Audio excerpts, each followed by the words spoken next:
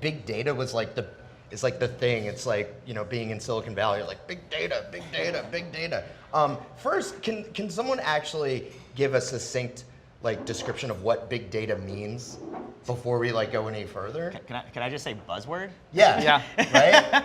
I mean, we've always been dealing with data sets, and I guess one of the big things there too is like, sure, we're getting into a lot of different things with AI and that type of stuff, and that's kind of, I mean, that's just as much of a buzzword at this point.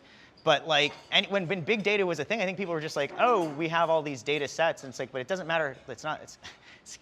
Man, I was gonna say it's not the size that counts. When it comes to that, it is what you do with it. Right. And really, what it comes down to is if you're not going to be like utilizing any of those data sets, like for something that's kind of looking at those like main KPIs, those lagging measures, or even trying to support new leading ones, then you're wasting your time. Right. Yeah. That wasn't a definition. No. Anyone disagree or agree with that? I tend to agree. So I think of like data in general, big data primarily is, we'd always end large meetings like saying, oh, we need to gather some data on that. I mean, how many of you guys have been in meetings where it's like, oh, we need more data?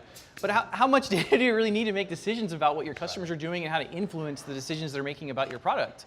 So I see it as sort of like kind of a cop-out answer when you don't actually know what to do. You just say we need to go look at more data. How about you? That's how I thought of it as well. And I think there's probably an actual definition out there that defines what big data means. But I always looked at it as like an exploratory data analysis.